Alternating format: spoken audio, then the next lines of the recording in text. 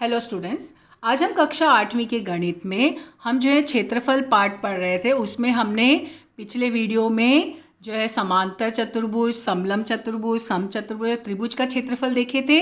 अभी हम इसमें अनियमित आकारों की जगह का क्षेत्रफल देखेंगे। जो अनियमित आकार, उसमें तो पहले तो एक तो तुम्हारा आया वृत्त का क्षेत्रफल। पहले हमारा आया वृत्त का क्षेत्रफल। इसमें कृति है, कृति तुम्हें भी करना है। क्या बोला, एक मोटे कागज पर एक वृत्त खींचो, मतलब एक मोटा कागज लो, उस पर एक वृत्त खींच लो। खींचने के बाद क्या बोला, उसमें व्यास बनाकर 16 या 32 समान भाग में विभाजित करो। ऐसे व्यास पहले खींच लो और फिर ऐसे व्यास खींचते चले जाओ। उसको टोटल 16 या 32 समान भाग में विभाजित करो। अगर छोटा वृत्त है तो 16 पे, बड़ा वृत्त है तो 32।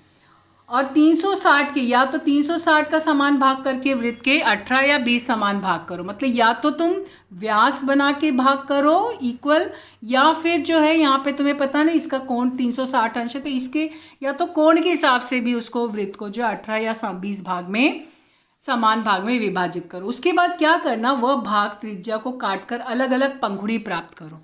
यहाँ से क्या करोगे ना, ये ऐसे ऐसे पार्ट्स जो है ना कट करते जाना। इसके एक एक पार्ट्स ऐसे कट करते, ये पंखुड़ी बन जाएगी ना। तो ये सब जो पंखुड़ी बन जाएगी, इसको इस तरह से यहाँ पे ऐसे जोड़ना है। देखो 1 2 3 4 कैसे जोड़ा है, उस तरह से जोड़ना करीब करीब लाकर। तो देखोगे कि एक प्रकार से ये आयत तैयार होता है, आयत जैसा दिखाई देगा। तो इसका मतलब ये जो वृत्त है, और वृत्त को काट के देखो हमें आयत मिला। इसका मतलब वृत्त की परिधि क्या होगी, 2πr, जो आयत की परिधि है। फिर उसके बाद आयत की लंबाई πr है, अर्ध परिमिति के बराबर है, उसकी चौड़ाई r है। यानी वृत्त का क्षेत्रफल क्या होगा, आयत के क्षेत्रफल के बराबर होगा। तो यहाँ पे देखो आयत का क्षेत्रफल ये क्या हो गया, πr हो गया, और ये क्या है, r है। तो यानी πr²। लंबाई गुणे चौड़ाई है ना, तो ये लंबाई हुआ, ये चौड़ाई हुआ। तो लंबाई क्या है तुम्हारा, πr गुणे r, तो बराबर πr²। यहाँ पे देखो कृति की गई है। क्या किया गया, एक वृत्त खींचा गया है। कोई भी माप का वृत्त खींचो, फिर ऐसे व्यास खींचकर उसके ऐसे जो है समान भाग, व्यास खींच के समान भाग करो। यहाँ पे देखो 16 भाग किया गया, 1 2 3 4 5 6 7 8 9 10 11 12 13 14 15 16। फिर क्या किया गया, इसको सबको ऐसे कट किया गया, सब पार्ट्स कट करके देखो यहाँ लगाया गया है। एक इस तरह से, 2 इस तरह से, 3 इस तरह से ऐसे चिपकाना है वो सब पंखुड़ियों को। तो जब चिपकाओगे तो देखो ये एक प्रकार से आयत जैसे बना। ठीक है, तो ये आयत जैसे बना, यानी कि वृत्त को काटने पर तुम्हें क्या मिला, वृत्त को काटने पर आयत मिला। इसके लिए वृत्त की परिधि आयत के बराबर हुई। इसके लिए वृत्त की परिधि क्या हुई, 2πr। और लंबाई क्या होगी, देखो यहाँ पर ये जो है देखा जाए तो ये बाहर का भाग, ये आधा इधर आया और आधा इधर आया, क्योंकि वृत्त है ना। ये वृत्त में हमने इसको, ये पार्ट जो है ये 2πr है, तो आधा पार्ट ऊपर मिला, आधा पार्ट यहाँ मिला। इसका मतलब परिधि 2πr है, तो यहाँ पे क्या होगा, ये πr हो जाएगा। और ये जो भाग आ रहा है, ये तुम देख रहे हो व्यास का आधा है, इसलिए ये r हो गया। तो ये हमारा ऊंचाई हो गया, तो लंबाई गुणे चौड़ाई। इसके लिए यहाँ पे वृत्त का क्षेत्रफल क्या हुआ, आयत का क्षेत्रफल के बराबर लंबाई गुणे चौड़ाई, πr गुणे r, यानी πr²। तुम्हें सिर्फ ये याद करना, वृत्त का क्षेत्रफल है πr²। फिर दूसरी अनियमित आकार वाली एक आकृति का क्षेत्रफल ज्ञात करना। कैसे बोला है कि आलेख की सहायता से बंद आकृति का क्षेत्रफल ज्ञात कर सकते हैं। यहाँ पर क्या बोला, आलेख की सहायता से। जैसे एक पत्ता है, तुम लोग क्या करोगे, आलेख की कॉपी में कोई भी एक पत्ता लेकर उसको चिपका देना। ठीक है, कोई भी एक पत्ता चिपका देना। उसमें चिपकाने के बाद देखो आलेख में जो तुम्हारा पूरा बॉक्स आता है, पूरा बॉक्स, उसको पहले काउंट कर लेना। यहाँ पे तुम देख रहे हो ये सब तुम्हारा जो है, इसमें पूरे बॉक्स नहीं है, थोड़े थोड़े हैं, है ना। तो जो पूरा बॉक्स है पहले वो काउंट करना, 1 2 3 4 5 6 7 8 9 10 11 12 13। तो यानी आकृति में 1 वर्ग सेंटीमीटर क्षेत्रफल वाला पूर्ण वर्ग की संख्या कितनी है, 13, है ना। ये हमारा जो आलेख होता है उसमें ये एक बॉक्स जो होता है 1 वर्ग सेंटीमीटर का होता है, तो 13 वर्ग सेंटीमीटर हमें मिला। फिर उसके बाद अब आधे से अधिक देखो क्या क्या है आकृति में, आधा वर्ग सेंटीमीटर से अधिक किंतु 1 से कम क्षेत्रफल वाले भागों का संख्या कितनी है। देखो 1 ये स्टार मार्क किया गया है। 2 3 4 5 6 7 8 9 10 11।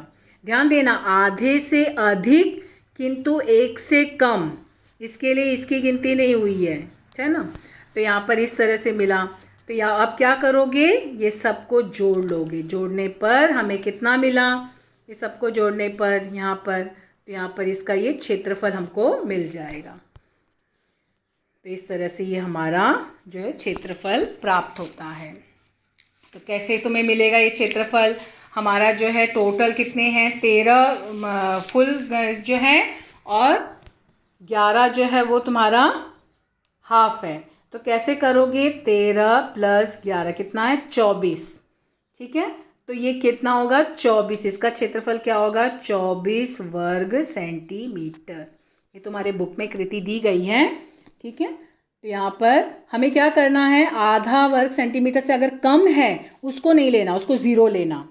ठीक है, आधा या आधा से कम रहा, मतलब आधा से कम रहेगा तो उसको देखना ही नहीं है, उसको 0 लेना। हाफ अगर रहा तो उसकी काउंटिंग करोगे, लेकिन हाफ यहाँ पे एक भी नहीं है, ये आधे से कम है, ये भी आधे से कम है और ये भी आधे से कम है, ये भी आधे से, इसके लिए इसकी काउंटिंग नहीं हुई है। ठीक है, हमें किसको किसको लेना है, 1 वर्ग सेंटीमीटर, आधा या आधा से अधिक, या फिर आधा या आधा वर्ग सेंटीमीटर वाले, इतना हमको लेना है। लेकिन आधे से अगर कम है तो उसको नहीं लेना है। तो हमारे पास टोटल कितना मिला, 13 और 11। तो क्षेत्रफल दी गई आकृति का, कैसे लिखोगे, दी गई आकृति का अनुमानित क्षेत्रफल कितना हुआ, 24 वर्ग सेंटीमीटर। तो अभी तुम्हें क्या करना है, कृति करना है अपने कॉपी में। आलेख की कॉपी लोगे, उसमें 28 मिलीमीटर त्रिज्या का एक वृत्त खींचना। ठीक है, फिर एक वृत्त खींचोगे, फिर कोई भी एक त्रिभुज लो और कोई भी एक समलम चतुर्भुज लो, और ये सब आलेख कागज पर, तीनों को आलेख कागज पर जो है या तो आकृति बना दो या चिपका दो, जैसा तुम्हें आसान है। उसके बाद क्या करोगे, उनके वर्ग निकाल कर और उनका जो है क्षेत्रफल देखोगे और सूत्र की सहायता से भी जांच करोगे। तो कभी कभी ऐसा होता है कि सेम आंसर नहीं मिलता, लेकिन उसके आसपास मिलेगा, लगभग उसके आसपास आंसर मिलेगा। तो ये कृति तुम्हें अपने कॉपी में कंप्लीट करना है। तो अभी यहाँ पर देखो, हमारे पास क्या दिया है कि हमारे देश में मापन के लिए दशमलव पद्धति अपनाई जाती है। सरकारी दस्तावेज में जमीन का क्षेत्रफल r हेक्टर दशमलव इकाई में दर्ज होता है। जैसे 100 वर्ग मीटर है तो 1 r बोला जाता है, अगर 100 r है तो 1 हेक्टर बोला जाता है, यानी 10,000 वर्ग मीटर। ये याद रखना है, आगे चल के 9वीं 10वीं में ये सब सूत्र तुम्हें लगेंगे, इसके लिए सब ध्यान रखना। और ज़मीन का जो क्षेत्रफल होता है गुंठा में, एकड़ में, इसकी मापन की इकाई मोस्टली प्रचलित है। गुंठा क्या है, 1 r क्षेत्रफल होता है, यानी लगभग 100 वर्ग मीटर के बराबर होता है, और एकड़ क्षेत्रफल जो होता है 0.4 हेक्टर होता है, ये याद रखना है। तो इस तरह से हमारा जो है 15वां पार्ट का जितने भी क्षेत्रफल जो है वो दो वीडियो में हमने कंप्लीट किया। वो दोनों वीडियो के जितने भी क्षेत्रफल हैं, कृति है, वो कृति करके क्षेत्रफल अपने कॉपी में सब लिखोगे और उसको हमेशा याद करोगे, रिवीजन करोगे, क्योंकि 9th और 10th में ये सब सिलेबस में है।